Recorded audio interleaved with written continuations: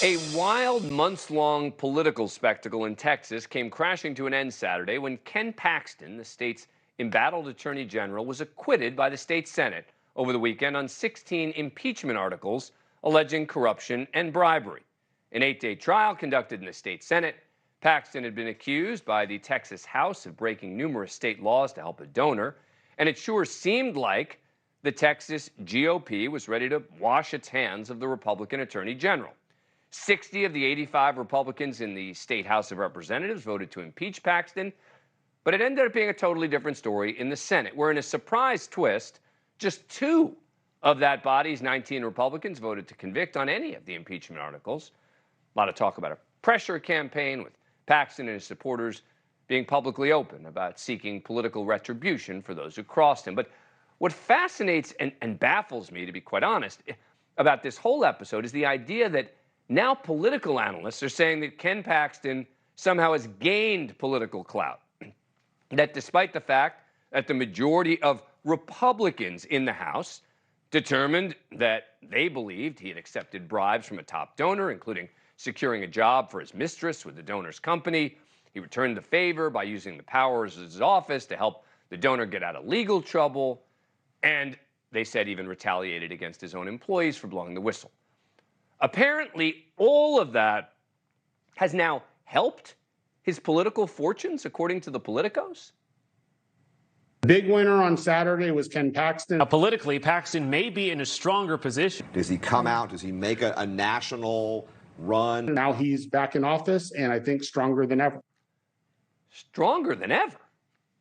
He was resoundingly impeached by his own party.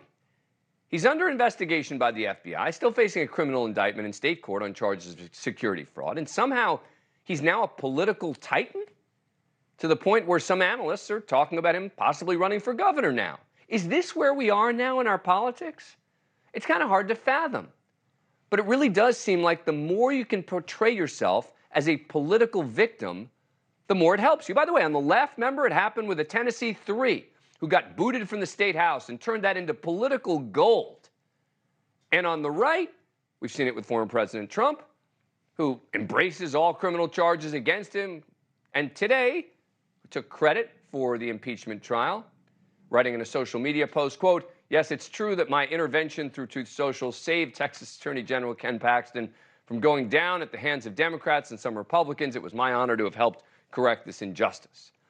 And with Trump's stamp of approval on social media and a Tucker Carlson interview set to air later this week, Ken Paxton is now trying to position himself as a political force to be reckoned with, even apparently having his sights on national office. Look, you can believe that Ken Paxton should not have been removed from office or impeached.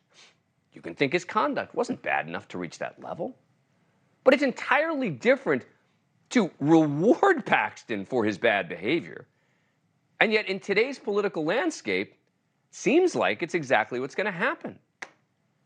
Joining us now is Brendan Steinhauser, Texas-based Republican political strategist. He previously worked as a campaign advisor to Senator John Cornyn and Congressman Dan Crenshaw. Thanks so much for coming on the show.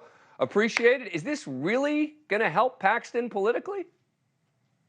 Dan, thanks for having me. I do think this is going to help Ken Paxton. I think if we look at what's going on with former President Trump, as you cited, the Republican primary voters do not trust institutions these days. They don't trust the media, of course. They don't trust the very FBI that's investigating Attorney General Paxton now, or the Department of Justice writ large. And so I think that the Trump effect is having a huge impact on the way that Republican voters think about these investigations, indictments, and trials. And so I do think it's going to help Ken Paxton, at least in the state of Texas, perhaps nationally, but we'll see, if it gets to be to go national. But I think in Texas, it's going to help him. I get a lot of that, right? I get particularly, the disdain for the media and the FBI and all that.